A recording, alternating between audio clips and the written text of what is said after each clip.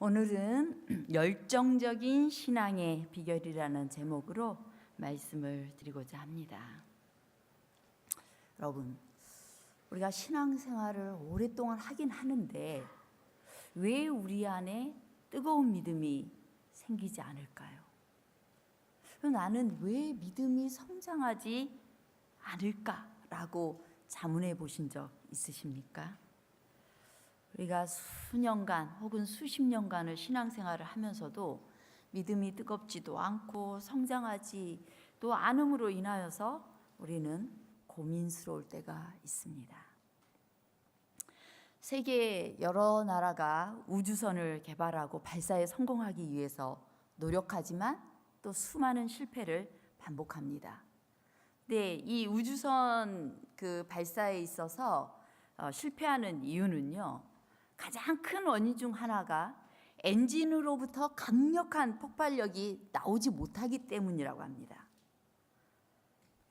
로켓이 발사대를 치고 하늘로 올라가기 위해서는 두 가지의 장애를 견뎌내야 된다고 해요. 첫 번째는 엔진의 추진력입니다.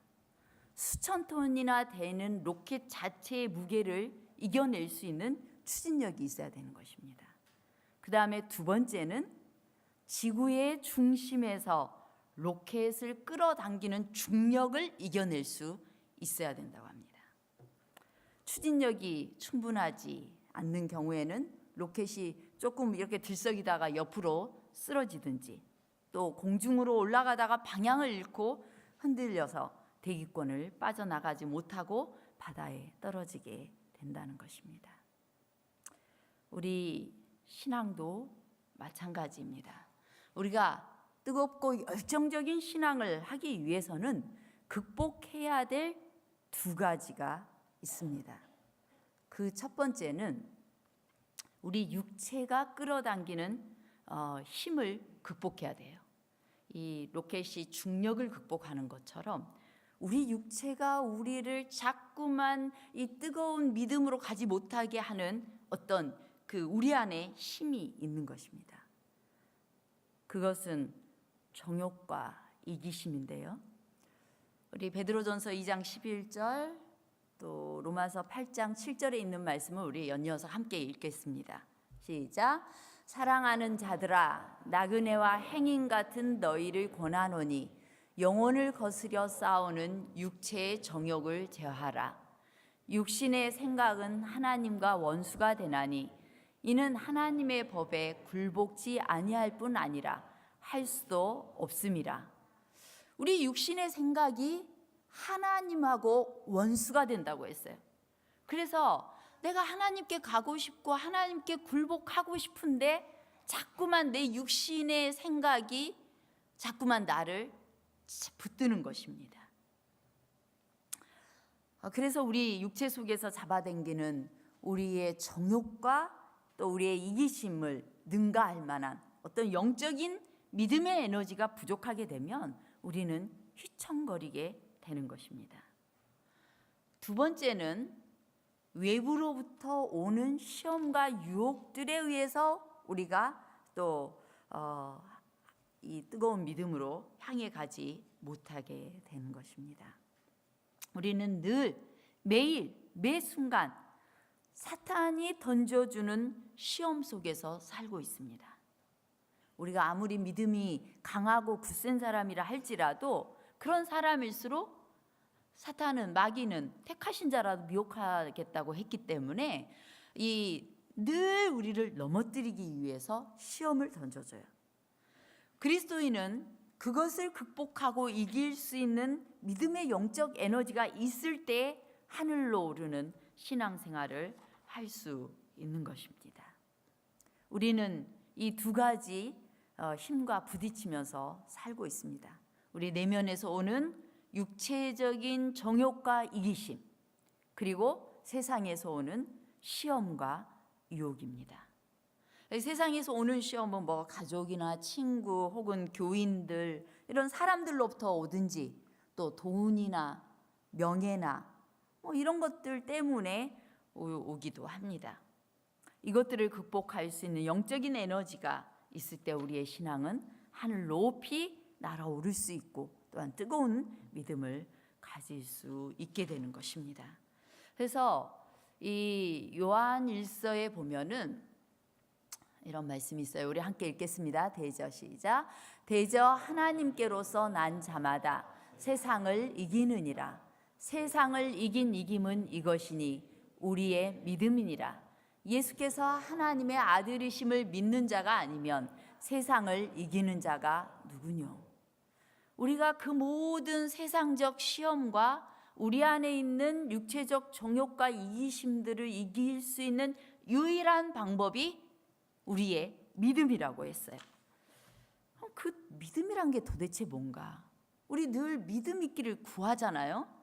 나도 좀 뜨거운 믿음을 가졌으면 좋겠잖아요. 그런데 그 뜨거운 믿음이 우리에게 없어요.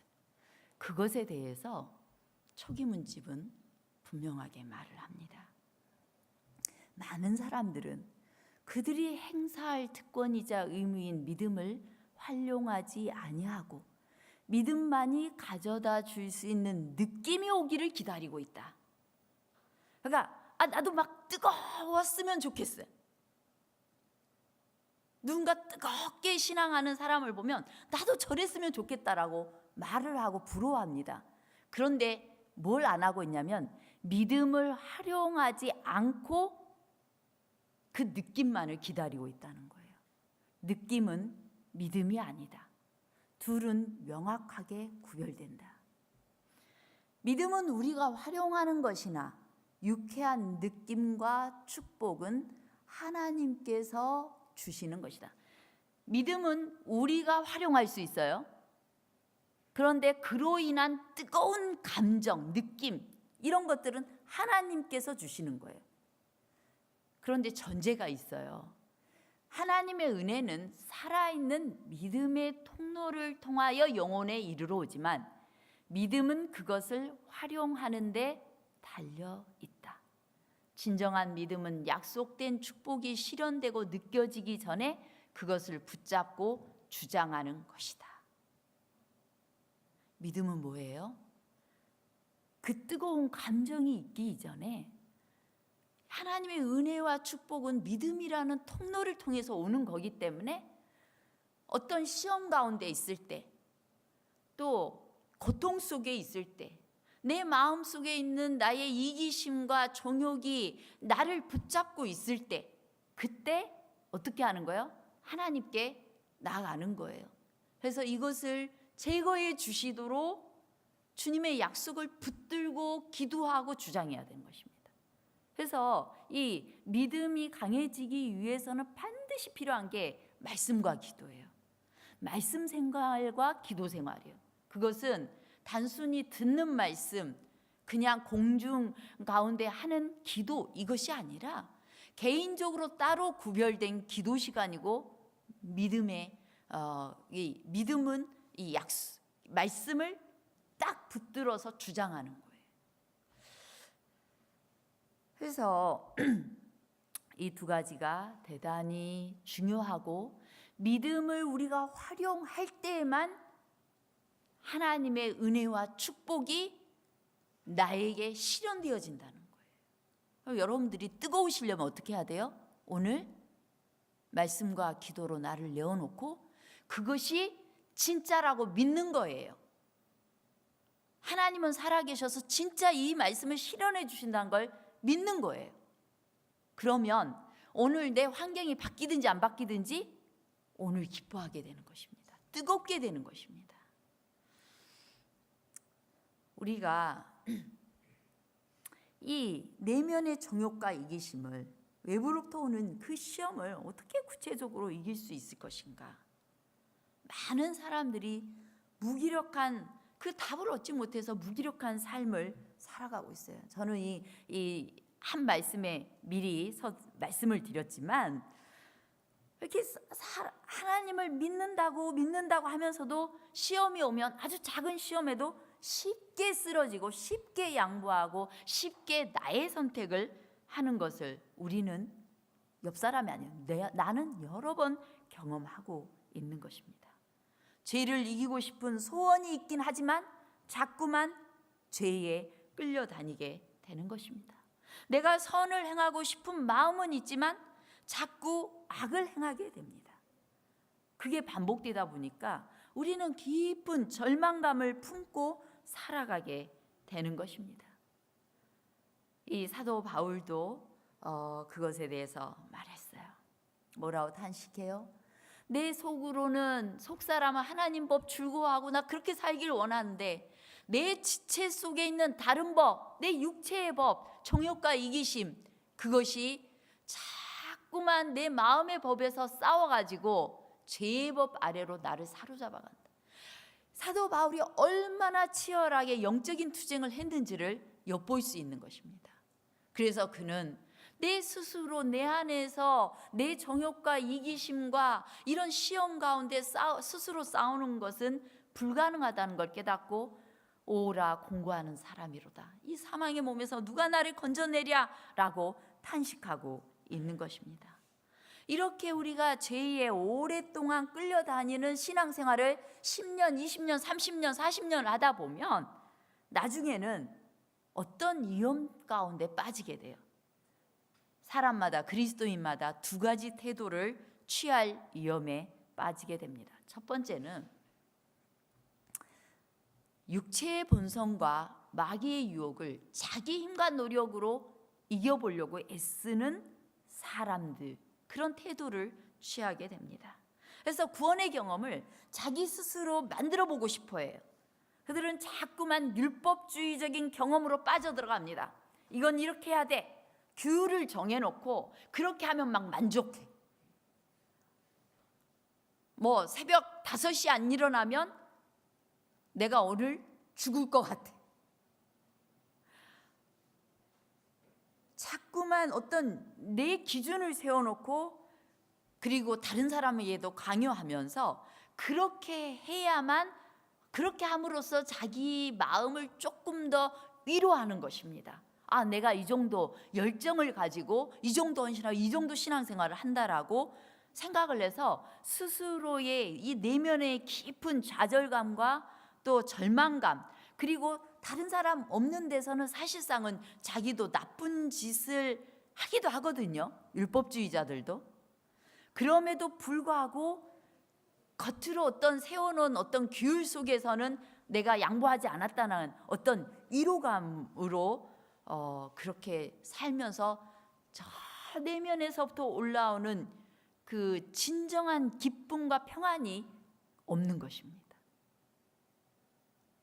그런 사람들은 자기 자신도 정죄받는 느낌으로 살 뿐만 아니라 남도 자꾸 정죄의 눈으로 바라보게 되어 있어요.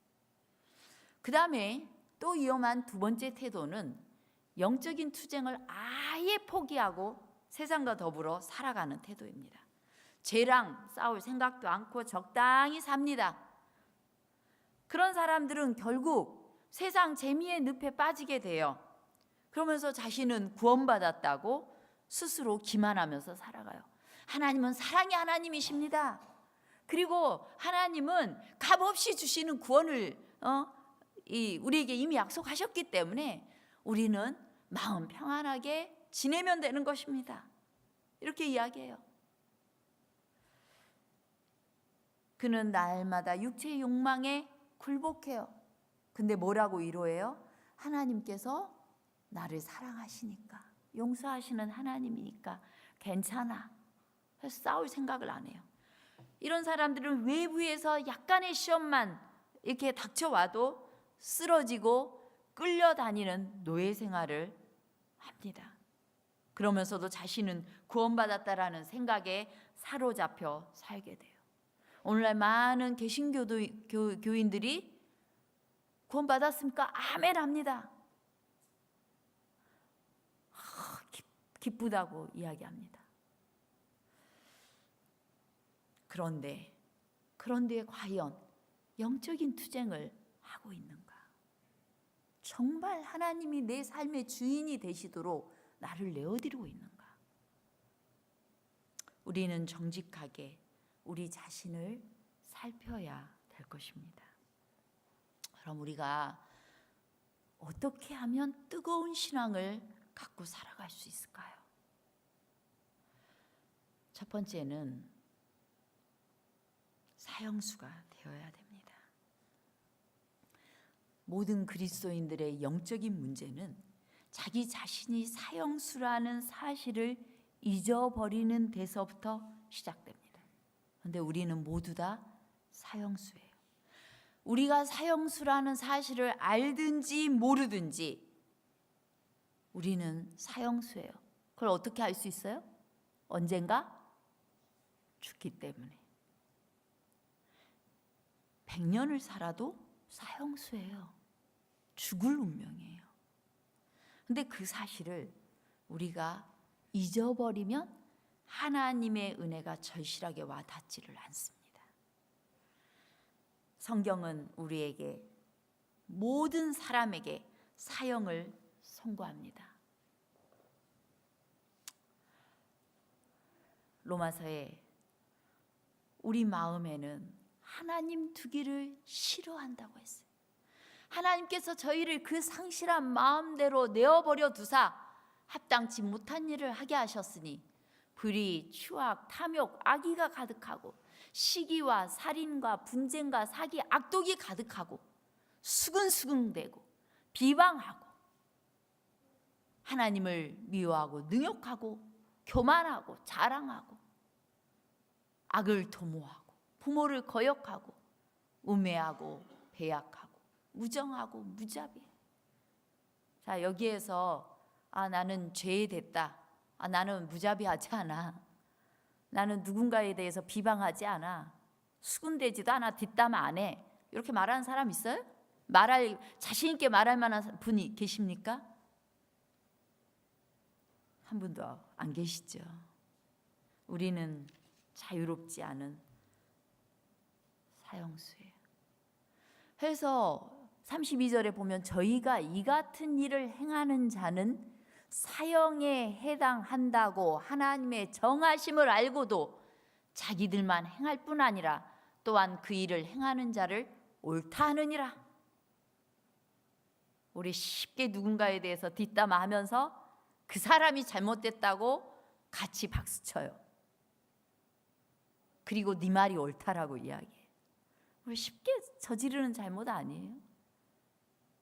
우리의 마음속에 얼마나 많은 탐욕이 있습니까? 하나님께 적당히 보기 싫지 않을 만큼 헌신하고 그리고 그 외에는 그저 자기를 위해서 살아가고 있지 않습니까? 법정에서 사형 선고가 내려질 때 죄인들의 반응은 어떨까요? 저는 사형수를 본 적이 없습니다. 이 사형수에서 무기징역 그리고 또 교인이 되어서 지금 오네시모 이 일을 열심히 하고 있는 장로님은 알고 있네요.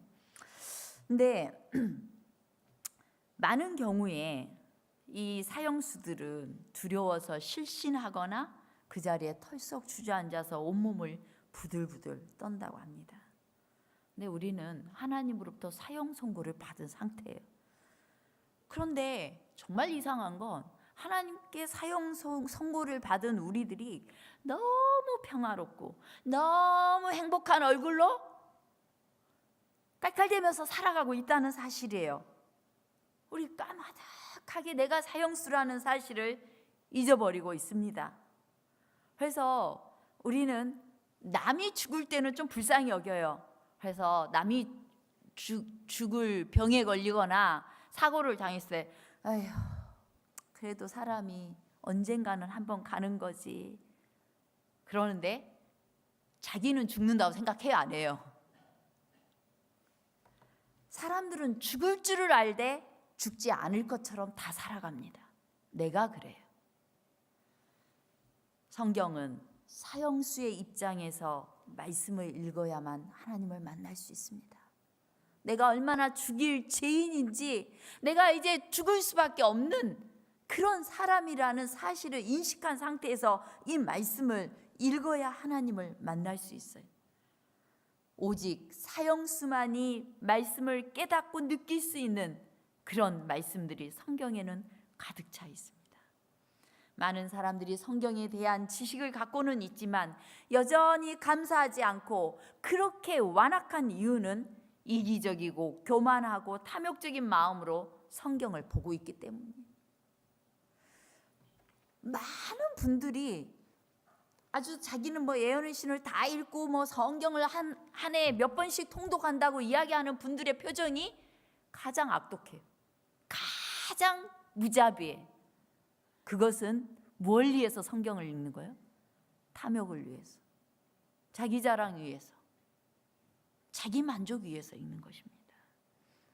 사형수라는 사실, 자신이 죄인이라는 사실을 그들은 지식적으로 이야기해요. 나는 죄인입니다. 우리 모두는 죄인입니다. 이렇게 이야기해요. 그러나 남이 조금만 살짝만 건드려도 부르르 하면서 자기는 죄인 아닌 것처럼, 나 같은 의의를 누가 함부로 건드려라고 하는 것처럼 행동을 해. 이게 우리들의 모습입니다. 죄인이지만 사형수는 아니라고 생각한다면 우리는 하나님의 용서를 만날 수 없습니다. 그리고 사람들은 자신을 중범죄자가 아닌 경범죄자로 인정을 해요. 나도 죄인이긴 죄인인데 저 사람보다는 나, 이렇게 생각을 해요. 난 죄인이긴 하지만 난 꽤 괜찮은 사람이야. 이런 류의 생각은 하나님의 용서하시는 은혜를 절실하게 바라지 않게 하고 하나님의 은혜가 절절하게 다가오지도 않습니다. 경범죄자에게 있어서 하나님의 용서는 경범죄를 해결해 주는 그런 수준에 머물게 되는 것입니다. 우리가 5년, 10년형을 선고받은 죄인이라고 생각한다면 우리는 그 수준에서 그냥 하나님의 용서에 대해서 감사하게 될 것입니다. 오늘날 많은 사람들이 하나님을 필요 없는 죄인으로 살아가고 있습니다. 그러다 보니까 마음속에서 뜨거운 감사와 감격이 없어요. 마음속으로부터 하나님의 은혜를 만난 뜨거운 그리고 폭발적인 에너지가 나오지 않는 것입니다.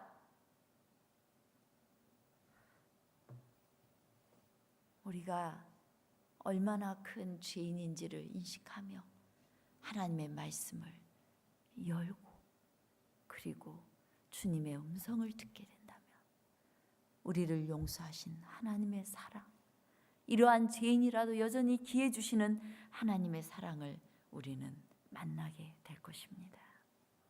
그래서 교회에서의 모든 활동과 이런 것들이 그냥 의무나 해야 되는 일이어서가 아니라 뜨거운 감격에 의한, 정말 하나님 위해서 뭐라도 하고 싶은 그 열망 때문에 하게 되는 것이 될 것이고, 그것은 내가 한 것이 아니기에 이 일을 하게 은혜 주신 하나님께 감사하며 그리고 자기를 주장하지 않게 될 것입니다.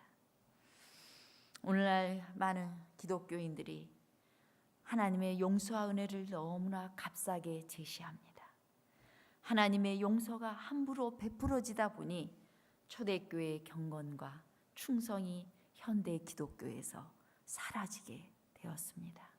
우리는 우리가 얼마나 처절한 사형수인지를 깨닫고 하나님의 용서를 만날 때 뜨거운 영적인 에너지를 갖게 될 것입니다. 그리고 우리는 하나님의 사면을 받아들여야 됩니다. 사형수들은 자기 정확한 사형 집행일을 알아요, 몰라요? 모르죠. 사형되기 전날에 사형 집행 문서가 전달되기 때문이랍니다. 사형 집행일 아침이 되면 간수 중에서 무술 고단자 2사람이 깜방문 앞에서 누구 면회 하고 부른답니다. 그래서 사형수에게 사형장으로 가자면 아무도 방에서 나오지 않기 때문에요. 누구 면회 이렇게 부른다고 그래요. 그래서 사형수들은 아침 시간에 면회 왔다는 그 호출을 들으면 즐겁을 한다고 해요. 그것이 진짜 면회일 수도 있지만 죽음의 호출일 수도 있기 때문입니다. 그래서 사형수가 방에서 나오면 양쪽에서 건장한 2 간수가 팔을 꽉 끼고 데려간다고 합니다. 근데 죽기 전에 사형수의 삶은 어떤가요? 내가 내일 죽을지 모르지만 감방에서 돈 내기 화투를 친다고 해요. 기막힌 사실은 화투를 쳐가지고 500원, 1000원을 따면 그렇게 좋아한다는 것입니다. 그걸 따기 위해서 다투고 싸우고 멱살을 잡는다는 것입니다. 그 좁은 감방에서 더 좋은 자리를 얻기 위해서, 더 깨끗한 이불을 덮고 더 맛있는 음식을 얻기 위해서, 먹기 위해서 옆에 있는 이 죄수들을 협박하고 못 살게 군다는 것입니다. 이것은 자기 운명을 잊고 살아가는 사람들의 태도예요. 꼭 우리 같지 않아요? 우리 같이 뭐 하나 좋은 거 있으면 내가 좋은 거 더 가져가고 싶어 하고, 그 다음에 그걸 가져가고 나면, 그거 생기고 나면 아주 기분이 좋아하고, 아무것도 아닌 거, 그것에는 그렇게 행복해하면서 진짜 내 영혼이 이루어져 가는 그것에 대해서는 우리가 심각하게 여기지 않는다는 사실입니다. 모든 것이 사형수에게는 아무런 의미도 없습니다. 먹는 거, 입는 거, 돈, 명예, 좋은 집, 자동차가 인생의 끝에서 무슨 의미가 있겠어요? 실은 지금 내가 운전할 수 있을 때 좋은 차가 필요하지, 내가 아무리 좋은 외제차를 탄들 무슨 소용이 있겠어요? 우리 주님께서는 그 날이 도적같이 오겠다고 말씀하십니다. 너희들이 이때에 어떠한 사람이 되어야 마땅하뇨? 거룩한 행실과 경건함으로 하나님 날이 임하기를 바라보고 간절히 사모하라는 것입니다. 우리가 해야 될 것은 하나님의 날을 사모하는 것입니다. 거룩한 행실과 경건한 삶을 살도록 나를 매일 주님께 내어놓고 주님께서 나의 진짜 주인이 되시도록 그렇게 주님을 모시는 일, 그것보다 더 중요한 일은 없습니다.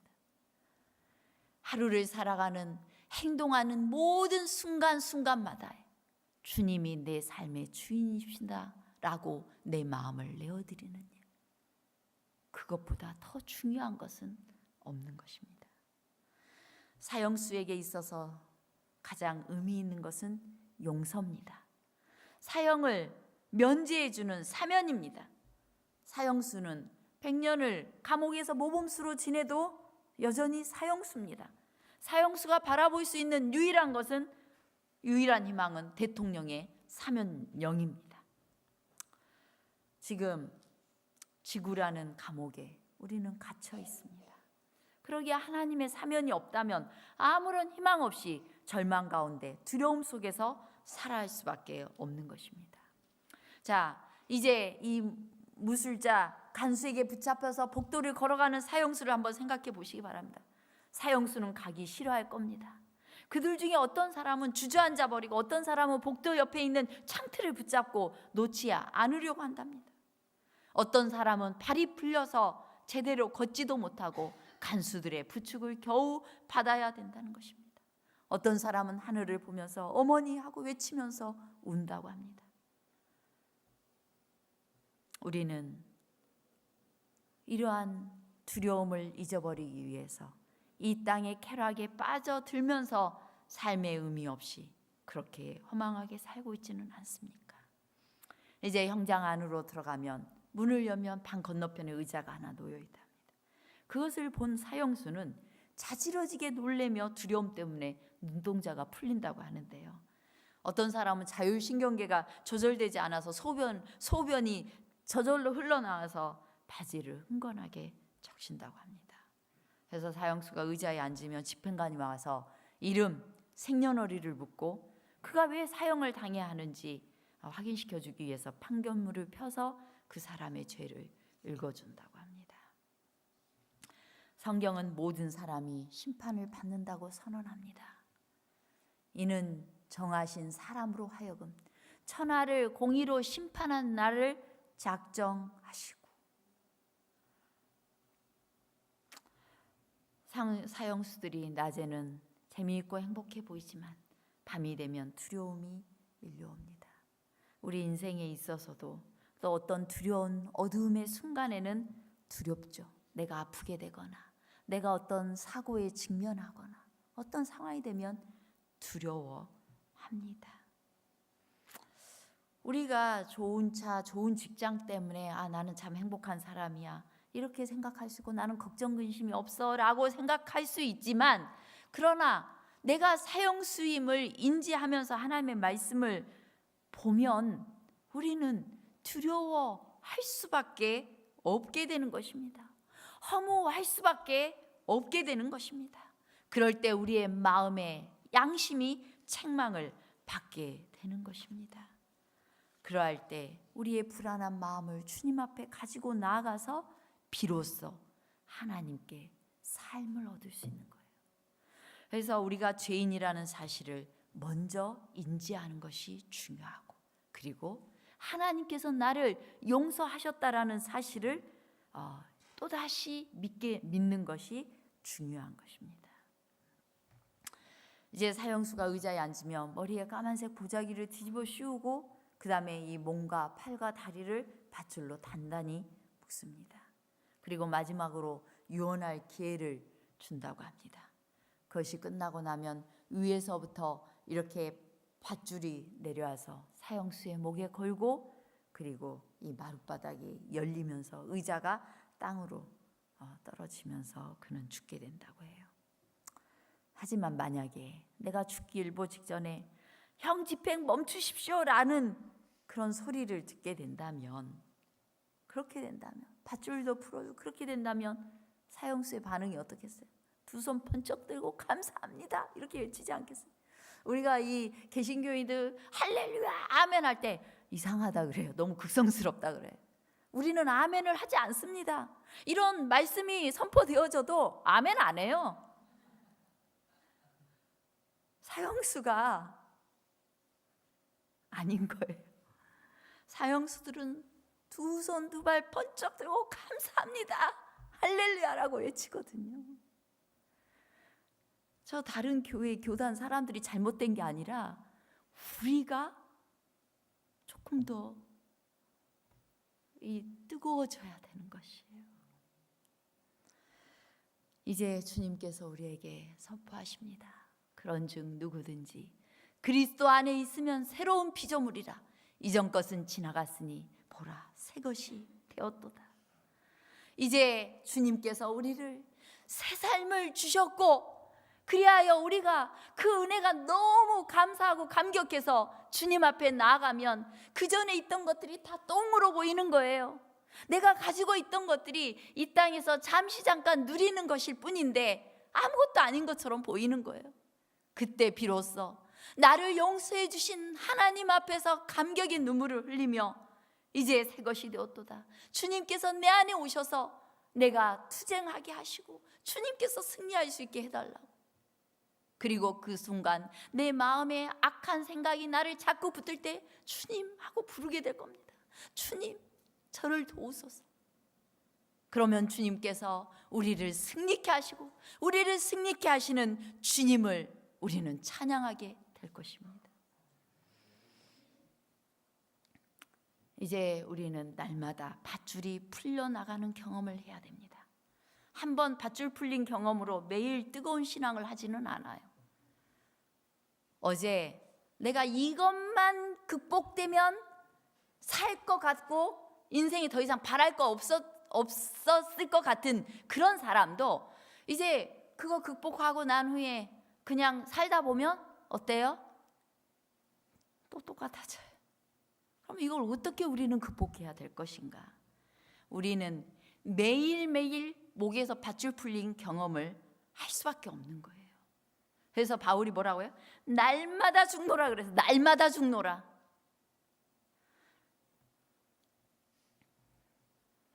아침마다 사형수의 간절한 심정으로 말씀을 읽고 기도드리면 예수님의 하나님의 사면 명령을 가지고 우리를 방문해 주실 것입니다. 내가 널 용서했다. 그러면 우리의 온 마음과 이 몸과 마음에 그리스도의 은혜가 넘치고 감사가 가슴 깊이 새겨지는 경험을 하게 될 것입니다. 그렇게 될 때 마음 깊은 곳에 은근히 깔려있던 교만이나 자랑이나 세상에 대한 욕심과 정욕이 힘을 잃고 사라지게 될 것입니다. 자신이 사형수임을 인정한다면 하나님의 용서와 십자가보다 귀한 것은 없게 될 것입니다. 그래서 바울은 이렇게 고백합니다. 우리 다 같이 우리의 고백이 되어서 좀 읽어봅시다. 그러나 시작. 그러나 내게는 우리 주 예수 그리스도의 십자가 외에 결코 자랑할 것이 없으니 그리스도로 말미암아 세상이 나를 대하여 십자가에 못 박히고 내가 또한 세상을 대하여 그러하니라. 십자가 외에는, 그리스도의 십자가 외에는, 나를 살게 하신 그리스도의 십자가 외에는 자랑할 것이 하나도 없다는 이 고백이 저와 여러분의 고백이 되시기를 간절히 바랍니다. 또 빌립보서에 있는 말씀 함께 읽겠습니다. 또한 모든 것을 해로 여김은 내 주 그리스도 예수를 아는 지식이 가장 고상함을 인함이라.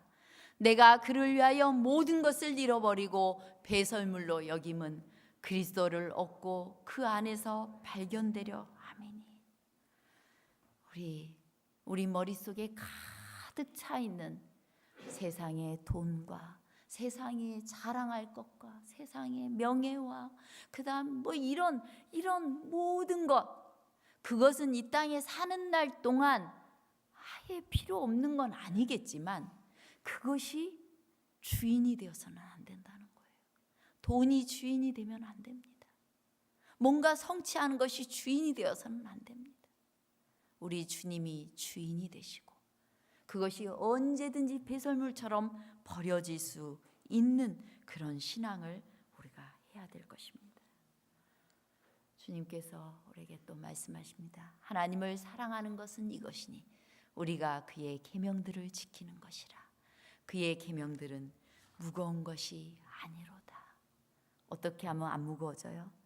우리가 매일 주님께 나아가서 우리에게 있는 이 밧줄, 죽을 수밖에 없는 죄인임을 인식하고 그 밧줄을 이 벗기움을 받는, 용서함을 받는 그 경험을 매일매일 하게 된다면 주님의 뜻을 행하는 것이 기쁨이 돼요.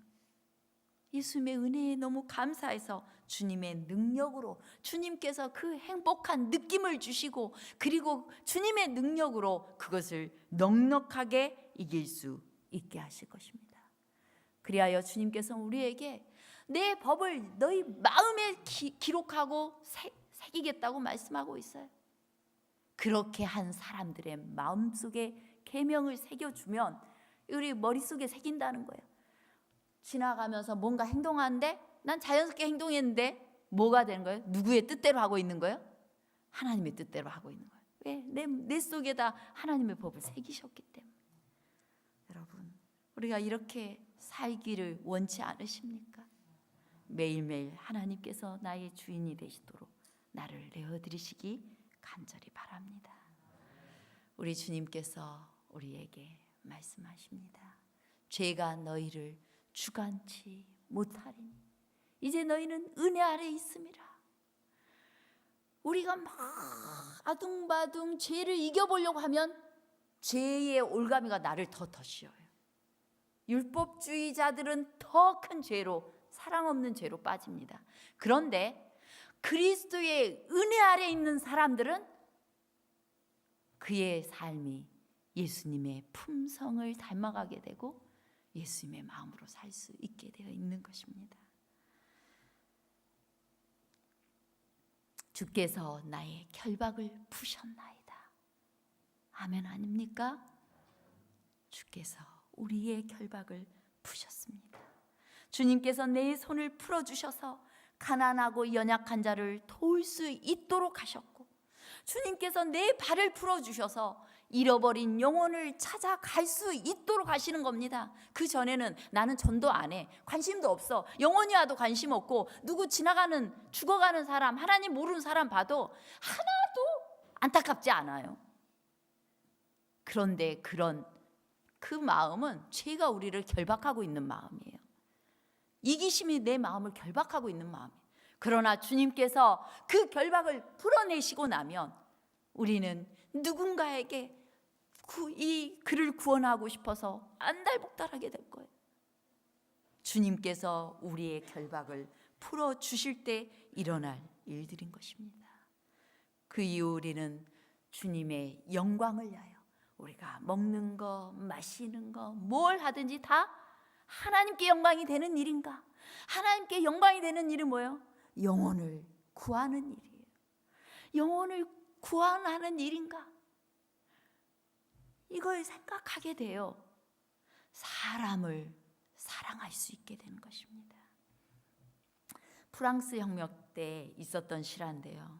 나폴레옹이 가장 사랑하는 병사가 전쟁터에서 중상을 입게 되었습니다. 총알이 그의 심장 가까운 곳까지 들어간 것입니다. 이제 나폴레옹은 급하게 자신의 주치의를 보내서 병사를 수술하게 했습니다. 이제 수술을 시작하려고 할 때 병사가 이렇게 이야기했다고요. 선생님, 저를 아주 깊이 절개해 주십시오. 그러면 내 심장 깊은 곳에 나폴레옹이라는 4글자가 새겨진 것을 발견하게 될 것입니다. 이렇게 이야기를 했대요. 얼마나 충성스러운 군인이었는지. 하나님의 용서와 예수 그리스도의 십자가는 모든 그리스도인의 가슴에 그리스도라는 4글자를 새기게 될 것입니다. 창조주 하나님께서 그리스도의 마음과 정신을 우리의 심령 속에 새기실 것입니다. 바짝 마른 우리의 마음 속에서 생수가 흘러 넘치도록 하실 것입니다. 육체로 끌려가던 우리의 마음을 영을 사모하는 마음으로 변화시킬 것입니다. 마음속에 창조의 에너지를 품은 사람은 하나님의 말씀에 순종하고 충성하는 삶을 살게 되며 그런 사람을 세상은 감당하지 못하게 될 것입니다. 뜨거운 신앙은 황홀한 느낌도 아니고 설교를 듣거나 기도할 때 순간적으로 온몸에 전율, 소름이 돋는 것도 아닙니다. 성경이 말하는 그리스도인의 거룩함은 하나님의 뜻에 자신의 인생 전체를 바치는 것을 의미합니다. 중생을 통해서, 거듭남을 통해서 우리의 마음속에 새겨진 하늘의 원칙과 성경 말씀에 순종하는 것, 내 힘으로는 안 되지만 그 순간 믿음의 손을 내밀어서 그렇게 할 수 있도록 나를 주님께 내어드리는 것입니다. 그러므로 우리의 마음을 하나님으로부터 떠나게 하는 건 뭐든지 버려야 됩니다. 하나님께서 우리의 마음을 전적으로 붙드셔야만 우리는 경건한 그리스도인이 될 수 있는 것입니다. 하나님은 우리에게 유익이 되는 건 어떤 거라도 포기하라고 요구하지 않습니다. 우리를 고통스럽게 만드는 악한 습관과 죄에서 돌아서기를 원하실 뿐입니다. 그러므로 하나님을 신뢰하고 십자가를 높이 들고 그리스도를 내 마음에 새기고 그리스도를 주인으로 모시며 우리의 믿음을 활용하여 우리가 어떤 때든지 담대하게 주님의 뜻에 순종하며 뜨거운 신앙생활 하시기를 간절히 바라면서 말씀 마치겠습니다.